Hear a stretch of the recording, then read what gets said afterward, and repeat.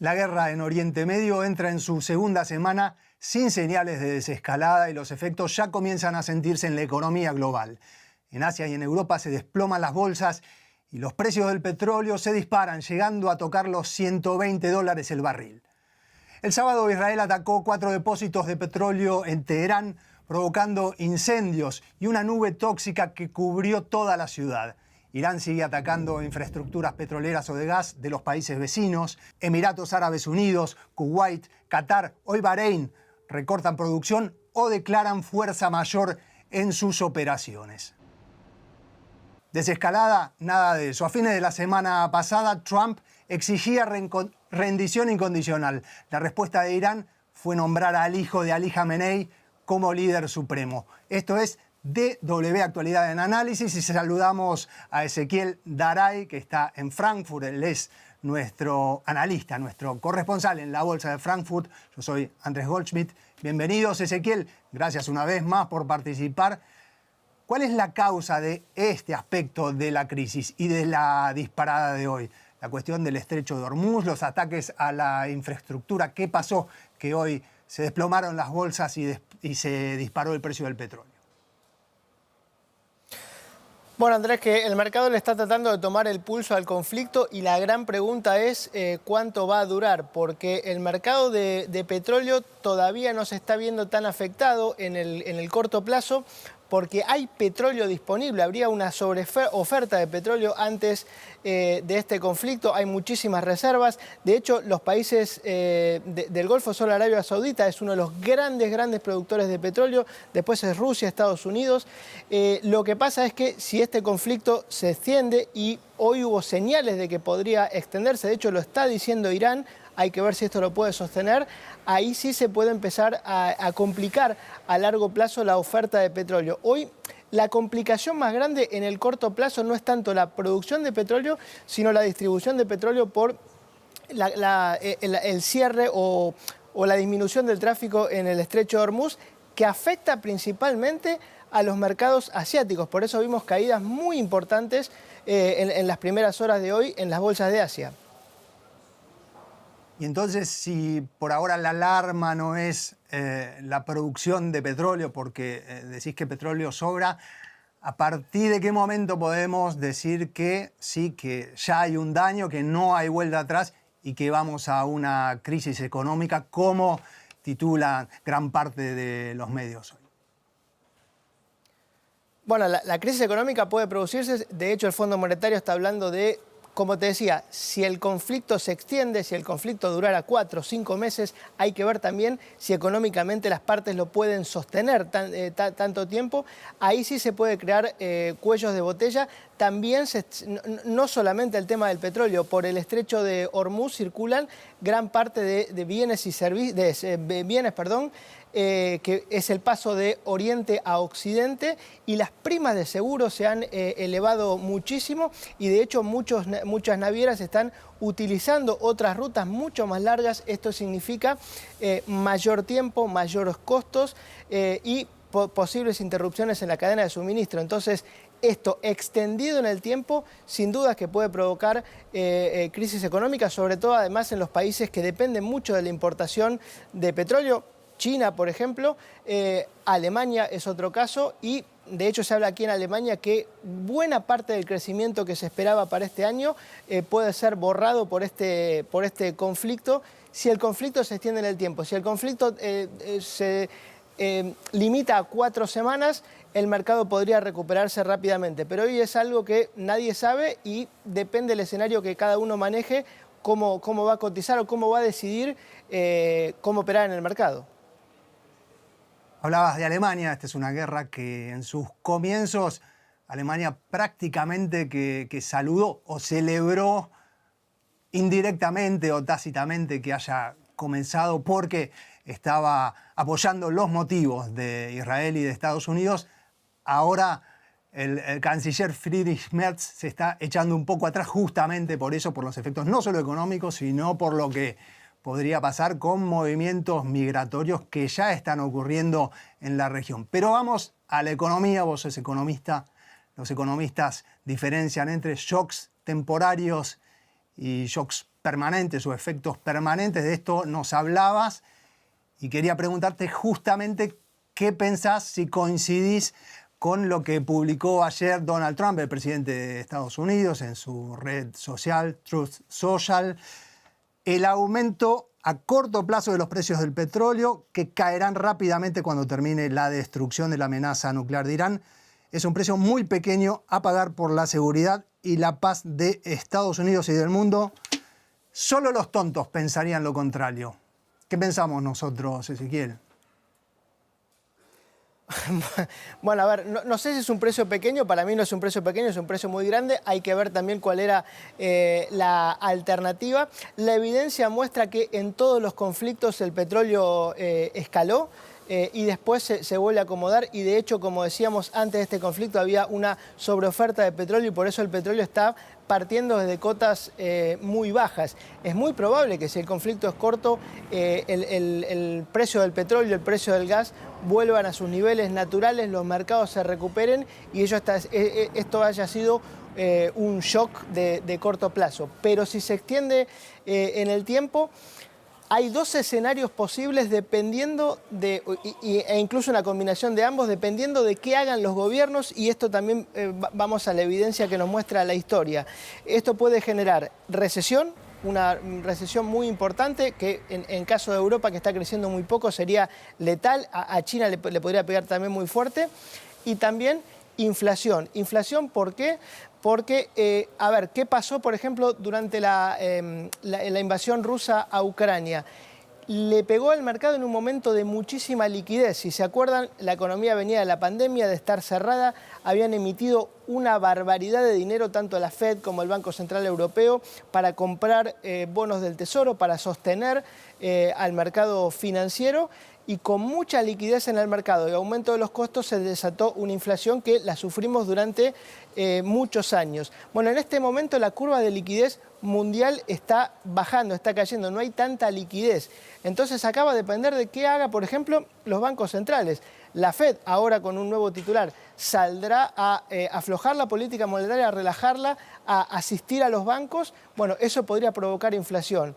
Si no, si el escenario se extiende también, podría provocar recesión por esto que decimos. Pero a diferencia de la pandemia, por ejemplo, hoy los gobiernos no están en poder de salir a hacer política fiscal expansiva para ayudar a un mercado que se está metiendo en una recesión, porque están en niveles de deuda altísimos. Los bonos soberanos están en niveles récord, porque la mayoría de los grandes países del mundo, de las grandes potencias, están muy endeudadas y con poco margen fiscal. Entonces acá los escenarios que se manejan es un conflicto corto, no sería un mayor problema, un conflicto largo, ahí empiezan los problemas y después cómo reaccionan tanto los gobiernos como los bancos centrales. Sí, el mandato del futuro ya designado presidente de la Reserva Federal de Estados Unidos, el mandato no el institucional, sino el mandato del presidente Trump es bajar las tasas de interés. Vamos a ver con qué escenario se encuentra cuando le toque jugar a él. Hablábamos de el petróleo, decías, lo repito nuevamente, estamos hablando con Ezequiel Daray, nuestro corresponsal bursátil desde Frankfurt, que hay petróleo suficiente en el mundo. Las reservas que tienen los países del G7 que se están reuniendo ahora son una de esas fuentes de manera de enfrentar la eventual escasez. Este programa lo estamos grabando al mediodía, decía, justamente se están reuniendo virtualmente los países del G7. Algo que aparentemente van a analizar es liberar sus reservas estratégicas. ¿De qué se trata esa movida y qué efecto crees que pueda tener? Bueno, como decís, todavía no lo sabemos, pero es bastante probable que eso pase porque hasta el propio Donald Trump, que lo había negado en un comienzo, ya lo está aceptando. A ver, estas son reservas que crearon un conjunto de países después de la crisis del petróleo de la década del 70, justamente para amortiguar estos efectos. ¿Y de cuántos son estas reservas? 1.400 millones de barriles, de los cuales se podrían liberar en las próximas semanas, más o menos un 30%, entre 300 y 400 millones de barriles. ¿Qué implicaría esto? Bueno, implicaría que para países como Alemania, para países como Japón, por ejemplo, represente lo que tienen que importar de petróleo durante 3 o 4 meses. Esto podría aliviar, obviamente, los precios, y un país que no está dentro de este grupo, pero que también tiene 1.400 millones de barriles de reserva él solo, es China. China ha estado comprando durante todo este tiempo muchísimo petróleo. Recordemos que China importa petróleo, es uno de los grandes exportadores de combustible, pero el petróleo que refina lo importa y ha estado comprando muchísimo petróleo, y también podría liberar reservas porque el conflicto le está explotando dentro de China. Por eso, a ver, más allá de que hoy leía, por ejemplo, un informe que a Estados Unidos la guerra le está costando 1.400 millones de dólares diarios en municiones, en ejército, en todo el movimiento de la guerra, más allá de que Irán antes de la guerra estaba en un momento delicadísimo de su economía, ahora imagínense cómo está, con alta inflación, con problemas sociales. Todo indica que la guerra no se puede sostener mucho tiempo porque no es conveniente para Estados Unidos. Estados Unidos va a enfrentar elecciones de medio término y no sería el mejor escenario para Trump llegar con una guerra, con inflación. Y también que los que podrían, si bien Irán dijo vamos a sostener el conflicto todo lo que sea necesario, los países que podrían apoyar a Irán, Rusia no está en condiciones económicas de hacerlo y está muy metido en su propia guerra.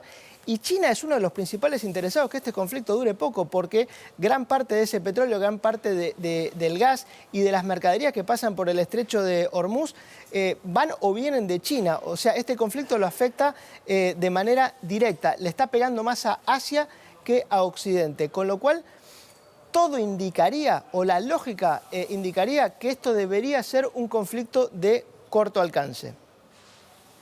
Pero el final de ese conflicto, Ezequiel, debería ser, o por lo menos ser vendido como una victoria rotunda para Estados Unidos, porque si no, el costo político para el presidente de Estados Unidos sería catastrófico. Hablemos de economía, dejemos la política. Ezequiel, creo que ninguno de nosotros compró nunca un barril de petróleo, pero es muy intuitivo, es muy fácil saber por qué nos afectan los movimientos en el precio del petróleo. En cuanto a las bolsas, habría que explicarlo un poco más en detalle. Se desplomaron hoy las asiáticas, Japón, Corea del Sur, algo menos China, todo el sudeste asiático. En Europa pasó lo propio. ¿Esto es solamente un efecto de lo que está pasando o hay una secuencia que finalmente, aunque el conflicto no dure tanto, ya nos va a afectar a todos? Bueno, lo de las bolsas tiene sentido. Acá estamos viendo el DAX, por ejemplo, que estaba hace una semana llegando a los 25.000 puntos. Hoy no llega a los 23.000, perdió muchísimo valor en apenas unas semanas. Y si el conflicto se extiende, esto puede tener implicancias a varias bandas. Porque, como decíamos, los mercados dependen de la liquidez. Si hay liquidez, los mercados suben. Sube el oro, sube todo, porque en definitiva hay dinero para comprarlo y dinero para invertir. Como decíamos, la liquidez está bajando y gran parte de los inversores en todo el mundo, los que invierten en bonos soberanos, en bolsa de todo el mundo, son los japoneses. Bueno, Japón es uno de los países más afectados por este conflicto. Esto podría llevar al nuevo gobierno de Japón a tener que estimular la economía y Japón está lidiando con una inflación que para ellos es elevada.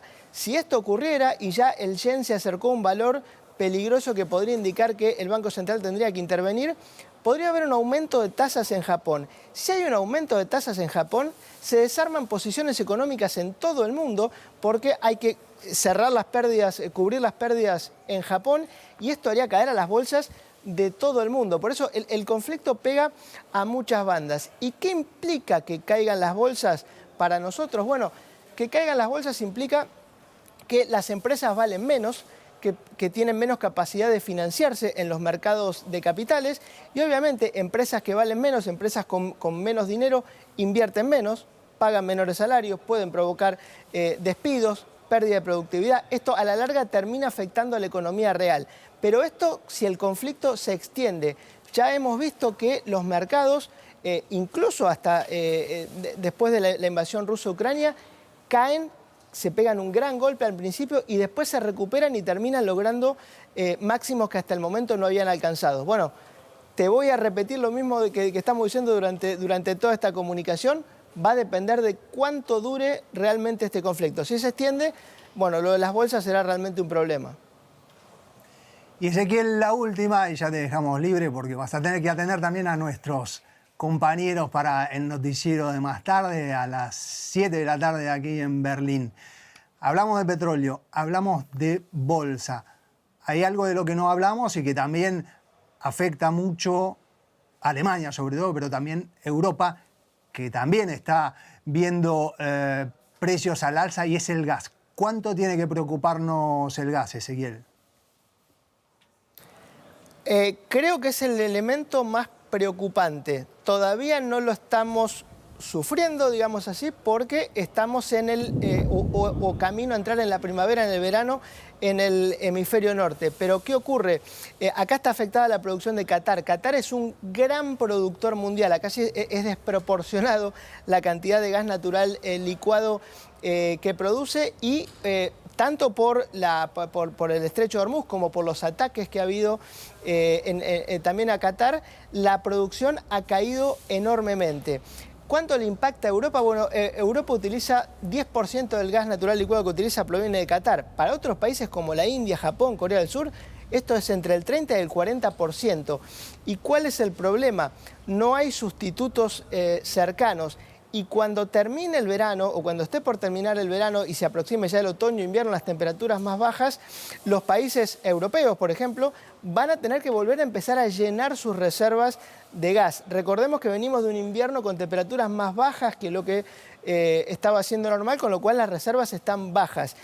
Y ahí se va a desatar, si este conflicto se extiende hasta entonces, se va a desatar una puja entre países asiáticos, la India, Corea del Sur, Europa, todos intentando comprar gas en un mismo mercado que va a ser más pequeño. Por eso se ha disparado tanto el precio del gas y eso podría así tener un efecto devastador en los precios, en los ingresos, sobre todo en países de aquí de Europa, en Europa que son tan dependientes de la importación de gas.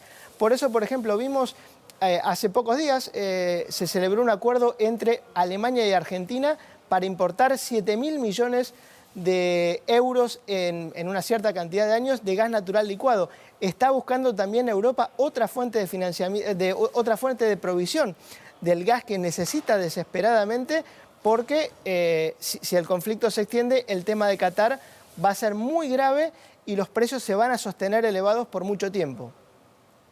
Y Alemania, por ejemplo, una dependencia que tenía de Rusia antes de la guerra, la trasladó ahora prácticamente a Estados Unidos, con su capacidad además de presionar y dirigir o intentar dirigir políticas a partir también de sus políticas de comercio exterior. Y recordemos además, Ezequiel, que el gas, que tiene un rol obviamente importantísimo en la calefacción también de los hogares, también cumple un rol en procesos industriales y en parte también en la generación eléctrica.